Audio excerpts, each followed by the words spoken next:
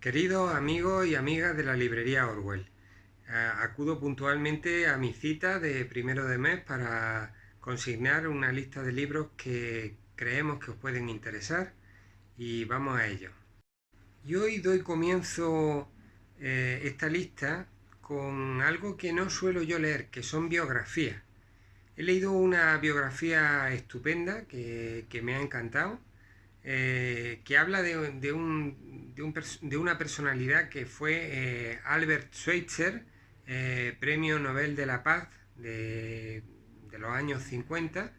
El libro está escrito por José Luis Vázquez Borau y aunque es una buena biografía y hay que destacar el trabajo del escritor, en este caso pretendo centrarme más en la figura del biografiado, ¿no? De Albert Schweitzer, un franco-alemán que realmente tiene una vida deslumbrante, una persona que alcanzó distintos ámbitos, empezando por el musical, siguiendo por una línea filosófica, también de investigación teológica, una persona que dio el salto desde lo más puramente, digamos, intelectual a un salto a lo humanitario, a una actividad hacia la sociedad que me parece muy digna de mención. Este es un libro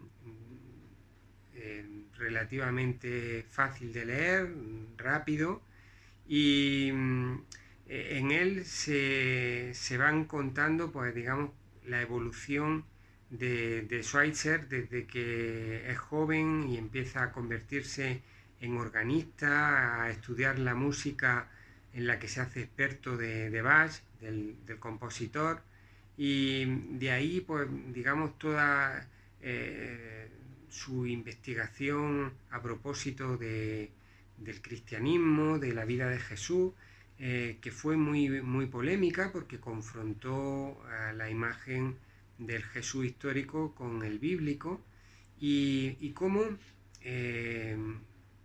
más allá de eso, digamos que tiene una huella en sí que le obliga a dar un giro a su vida, a hacerse médico y marcharse con su esposa a África, donde se dedica a poner en marcha en Gabón un hospital donde se pone en riesgo, curando a leprosos, en fin, teniendo una vida muy valiente y muy osada, hasta el punto de que cuando se desencadena la Primera Guerra Mundial, eh, mm, se les considera como extranjeros, los obligan a retirarse y la gente de allí no comprende cómo personas tan buenas están sufriendo esas consecuencias en su vida.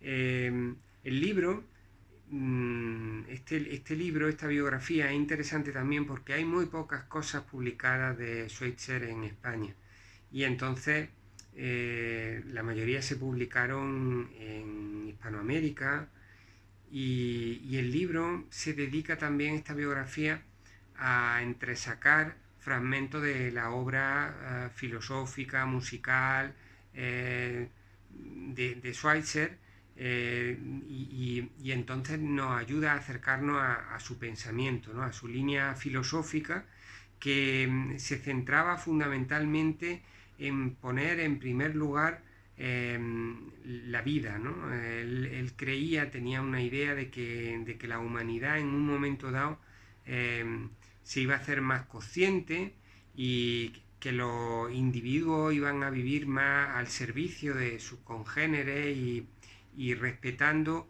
el principio de la vida, el principio de cada criatura viva, ¿no? Así que, bueno, realmente es una vida a tener en consideración, porque puso en práctica estos principios éticos, estos estándares tan altos, que creo que son interesantes para cualquier persona en el día de hoy, ¿no?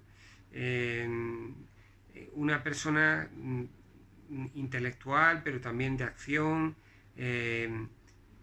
crítica musical, pero también organista, incluso construyó órganos, en fin, una personalidad muy rica, muy amplia, muy ambiciosa y de la que se puede aprender mucho. Así que os recomiendo esta biografía de Albert Schweitzer. El siguiente de los libros que os quiero reseñar es muy famoso. Es una novela de la que seguro que habéis oído hablar una parte y otro habréis leído. Se trata de El guardián entre el centeno, de Salinger, Jerome David Salinger, un neoyorquino que se hizo famoso fundamentalmente con este libro. Él era una persona que murió en 2010, eh, a edad avanzada, había nacido en el 19 y fue, entre otras cosas, militar. Entonces, en la época previa a la publicación de este libro, había estado trabajando en labores de contraespionaje para el ejército norteamericano en la Segunda Guerra Mundial.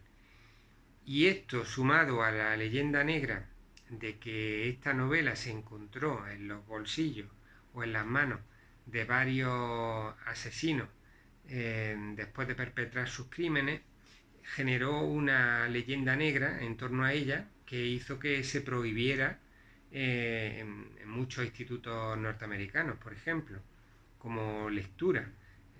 Supuso incluso que algunos profesores que la recomendaron fueran expulsados y demás. ¿De qué va este libro? Bueno, el protagonista es un chaval de 16 años que se llama Holden y es un chico que que se caracteriza por dos cuestiones. La primera porque es un inadaptado que va siendo expulsado de los centros por los que pasa. Y la segunda porque es una persona que se encuentra muy triste, no logra superar esa tristeza. El libro es muy adictivo desde el punto de vista literario porque está escrito en primera persona y, este chaval nos cuenta de forma típica como narrador pues todas sus peripecias, los personajes que tiene como compañeros en estos institutos por donde él va pasando y de donde se escapa. Nos va hablando de su familia, de un hermano mayor que tiene que es escritor, otra hermana pequeñita de 10 años a la que quiere mucho. Y básicamente el libro va siguiendo las evoluciones, el argumento va siguiendo la evolución vital de Holden y hay personas que le ayudan, como algún profesor del que echa mano y va teniendo equívocos en las vidas de estas personas, cosas que él no sabe muy bien cómo interpretar y de telón de fondo siempre esa tristeza que lo acompaña, que va haciendo que, que él gradualmente vaya desvelándonos su alma, ¿no? Hay pasajes en los cuales menciona determinadas cuestiones que dan la clave de que él pues se siente lejano de los demás y esa lejanía, esa desconexión de los demás le provoca una tristeza, algo que tiene en común con otro libro del que os voy a hablar después. De forma que es una lectura fácil en cuanto a lo literario e interesante por sus elementos psicológicos y también porque resulta intrigante de acuerdo a su narrador, a su escritor, mejor dicho, a su escritor. porque Salinger fue una persona muy peculiar. De hecho, él se hizo famoso con el libro y después quiso ocultarse de la sociedad, quiso recluirse. Sabemos cosas a través de personas de su entorno, ¿no? De su hija, por ejemplo. Sabemos que fue un estudioso del budismo zen, que fue un estudioso también del hinduismo Vedanta y que decidió eh, borrar sus huellas e incluso amenazó a quien amenazaba a su vez su propia privacidad, ¿no? Hubo gente que intentó publicar cartas suyas donde se desvelaban datos personales y tal. Entonces, bueno, pues las huellas que tenemos de él, sabemos que escribió otras novelas que no publicó, sabemos que escribió relatos, y luego tenemos los testimonios pues de su hija, que llegó a decir de él que tenía glosolalia, que tenía costumbres raras como beber su propia orina. No sabemos de todo eso que sería cierto o que no. Lo que sí podemos decir es que dejó una novela extraordinaria que además dentro de la cultura norteamericana tiene una importancia capital, y ya que es un libro que, que da el salto de lo particular y geográfico a algo más universal, ¿no? Y en cuanto al modo en el que se cuenta la historia, pues también es brillante, ese narrador intradiegético que forma parte de la novela. Y, y nada, que si no la habéis leído, que os recomiendo que leáis El guardián entre el centeno, porque tiene ese equilibrio de calidad, de lectura amena y de meditación sobre el ser humano, sobre lo más genuino de él antes de llegar a la edad adulta, ¿no? Ese salto misterioso del adolescente que a veces consigue integrarse y otras no, y también se pregunta qué se pierde cuando nos convertimos en adultos, ¿no? Que nos dejamos por el camino que es inevitable para integrarnos en la sociedad. Y voy a continuar con ese libro que os decía antes que tenía una cierta conexión con El guardián entre el centeno, respecto a la rebeldía y a determinados elementos que ahora os comentaré. Se trata de la novela Bajo el signo de Marte, del suizo Fritz Horn, que en realidad este fue seudónimo y su nombre original era Fritz Angst. Se trata de unas memorias que se escribieron en el año 1977, cuando el autor tenía 32 años, y, y aunque son literarias, es decir, el estilo es literario, eh, nos cuentan literalmente la vida del autor, de Fritz. Este es un muchacho de clase alta que, criado pues en un país próspero, viniendo de una familia rica, y que sin embargo pues se siente absolutamente frustrado con su vida y decide escribir este libro después de ser diagnosticado de un cáncer, de un linfoma maligno. Se siente próximo a la muerte y entonces él establece una relación entre esa enfermedad que considera psicosomática, mmm, y consecuencia, por tanto, de la forma en la que ha vivido. Y él arremete contra sus padres, arremete contra la sociedad que consideran culpable de cómo le ha ido a él la vida, ¿no?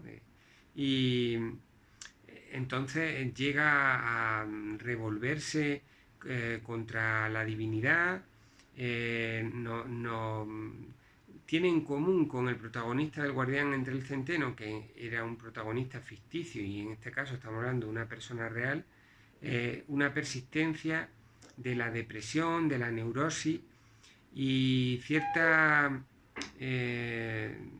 imposibilidad de comunicación con los demás. Dificultades para comunicarse con los demás, para amar.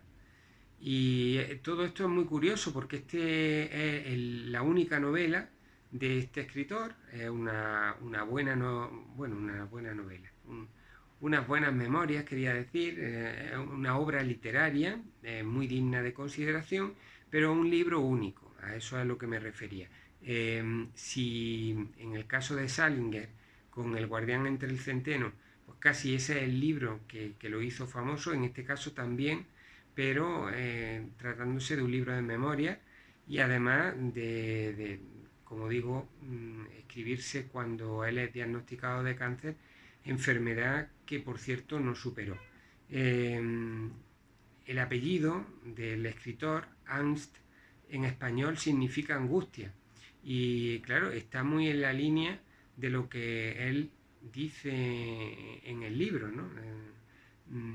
Él sufre una tristeza contra la que no puede luchar, de la que se siente víctima y transforma en su seudónimo ese apellido, Angst, lo transforma en Zorn, que significa ira.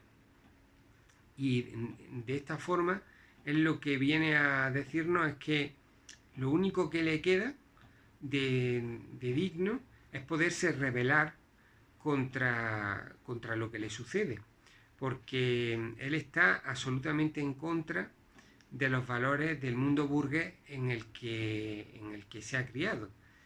Entonces, digamos que inicia esa diatriba empezando por sus padres, pero siguiendo por él mismo. Además, a sus padres los considera también covíctimas de ese estilo de vida, de esa forma de vivir, que prima, donde prima la homogeneización de, digamos, de los significados, de lo que nos rodea, de opiniones que han de ser armónicas y no han de desentonar de los demás. Así que absolutamente el bisturí del escritor no tiene piedad de nada de lo que le rodea y disecciona hasta las últimas consecuencias todo ello. Así pues, es un libro muy rebelde, un libro que en mi opinión pareciera escrito por alguien aún más joven, de esos 32 años, y que nos enseña en realidad, o en mi opinión creo que nos enseña, cómo no hay que enfrentarse a la realidad, cómo de lo que hay que distanciarse en cuanto a un enfoque que es digno, es humano, pero claro, lleva a una desesperación, a una infelicidad radicales. Directamente podemos decir que estas memorias son las memorias de una persona muy desgraciada y muy desgraciada también por la forma en la que él lee la realidad, ¿no? Que es un modo que tiene que ver con su enfermedad, con la depresión que padece, pero también con la lectura que efectúa de su entorno. Una lectura que es muy lúcida en muchos momentos, porque como sucede en el caso del Guardián entre el Centeno, muchas de las cosas que dicen pues son muy ciertas y realmente son puntos a revisar y a considerar de la sociedad y del modo en el que se vive en una sociedad próspera donde teóricamente deberíamos ser felices, pero muchas veces no lo somos y nos encontramos vacíos y nos encontramos. Así que estos dos libros, El Guardián entre el Centeno y Bajo el signo de Marte, sirven para profundizar en esas claves, ¿no? En las claves de lo que nos hace infelices y como como seres humanos, ¿no? Antropológicamente, qué es lo que necesitamos para sentirnos plenos y sentirnos felices. Y justamente estos libros nos muestran el lado oscuro, ¿no?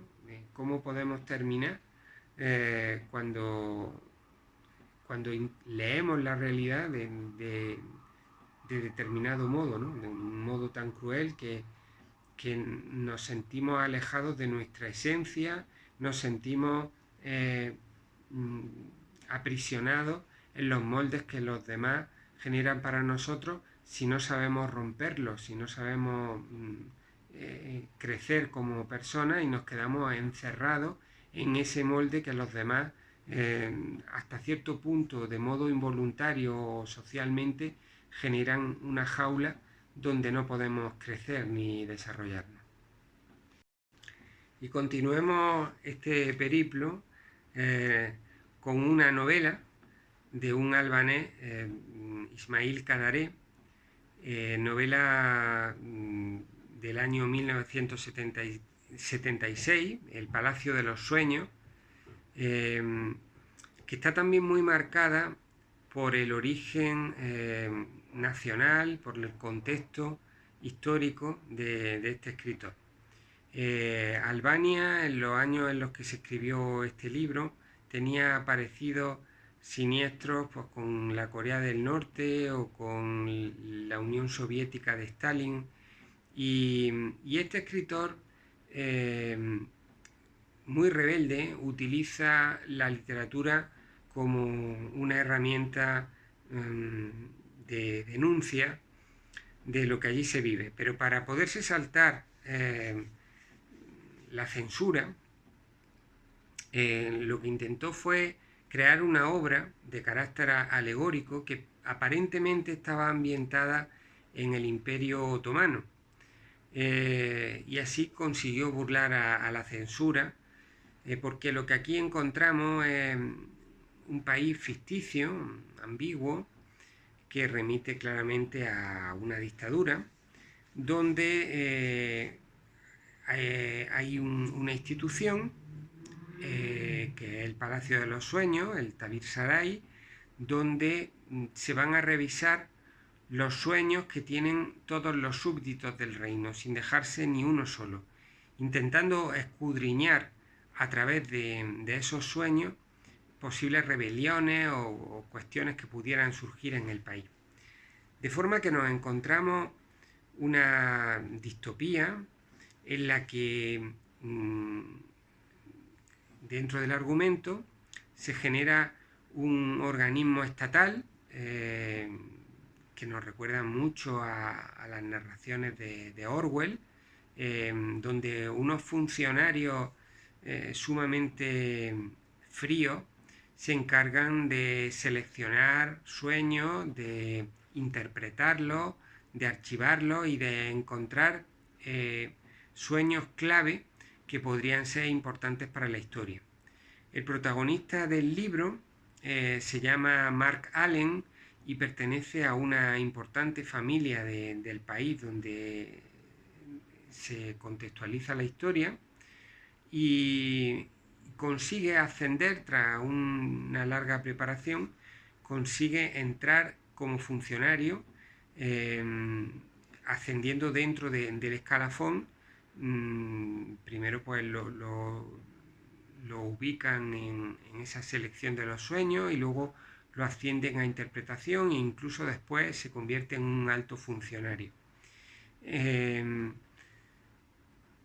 una lectura apasionante, con tonos oníricos, pero a la vez con esa segunda línea de interpretación tan pegada a la realidad, tan pegada a países como Albania, que nos lleva a plantearnos los límites de la libertad, nos lleva a plantearnos cuestiones relacionadas con la privacidad, con la tecnología, y estamos ante una obra que recibió varios premios y que merece mucho la pena ser leída, ¿no? Porque en el caso de este escritor, que tiene otros libros importantes y destacables, siempre pesa mucho esa lúcida visión sobre el totalitarismo que está ahí detrás todo el tiempo trabajando en un segundo plano. Este hombre también recibió el premio Príncipe de Asturias y todavía anda por el planeta a sus 87 años. Os recomiendo El Palacio de los Sueños de Ismail Kadare. Y finalizo el vídeo de hoy con otra novela de un escritor sudafricano afincado en Australia, que se llama Coetzee, John Maxwell Coetzee, premio Nobel de Literatura en el año 2003, y que es una novela que también tiene varios planos de lectura, una más ligada a su argumento y otra relacionada con el país, con Sudáfrica.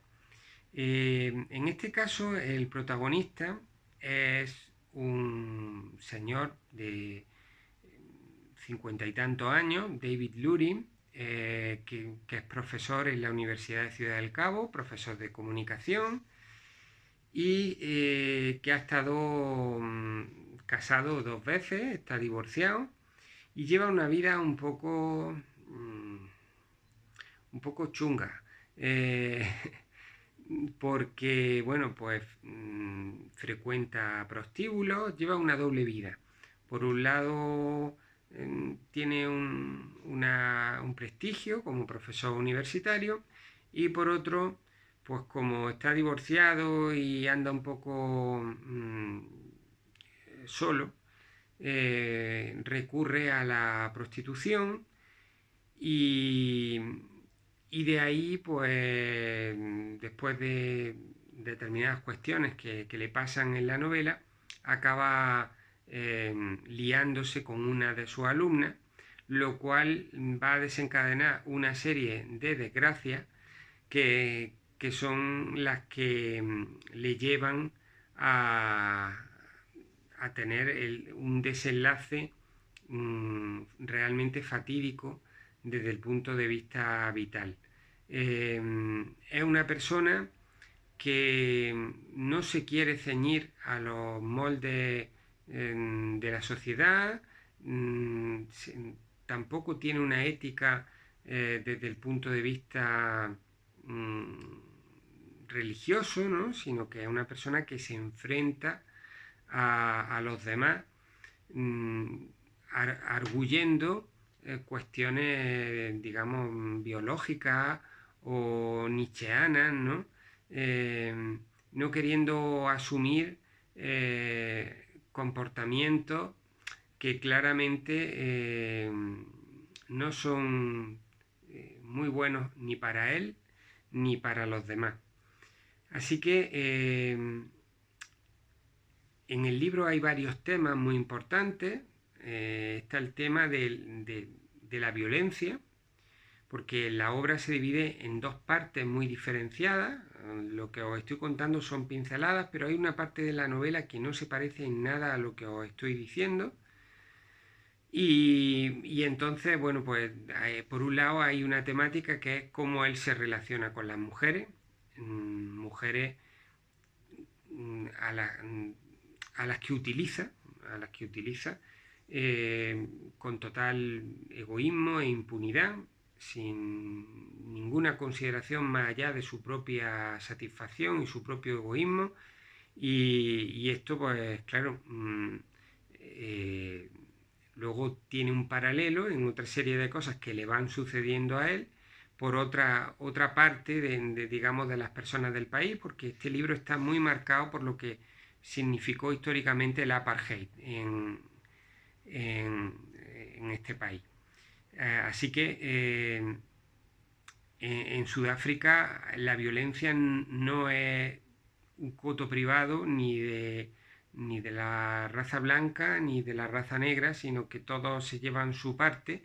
Y esto es algo que se denuncia en la novela claramente, y luego hay una reflexión también sobre el envejecimiento, sobre realmente si los seres humanos podemos desvincularnos o no de los demás y comportarnos con esa moral nietzscheana que está por encima del bien y del mal. Un libro muy duro, pero interesantísimo, porque creo que cualquier occidental se puede mirar en este protagonista, en David Lurie, y verse en cierto modo en un espejo, ¿no? El espejo de aquellas personas que se sienten a salvo gracias al dinero y que creen que pueden actuar como les venga en gana, creyendo que eso no va a tener unas consecuencias ya no sobre los demás, sino sobre sí mismos. De modo que hay elementos filosóficos, elementos metafísicos y también históricos. Una gran novela. Y hasta aquí mi resumen de libros de hoy. Tengo más, pero no os quiero aburrir, que ya el último vídeo fue demasiado largo y lo hice así justamente porque no había podido cumplir con mi cita de quincenal, de modo que hoy intento que sea más breve. Os envío un abrazo allá donde estéis. La mayoría de vosotros os encontraréis de vacaciones, algunos en la playa, otros en el extranjero. Pero bueno, desde aquí, desde Jaén, os mandamos un abrazo y donde estéis no dejéis de leer. Aunque viajar sea hermoso, más hermoso es viajar con un libro. Hasta pronto.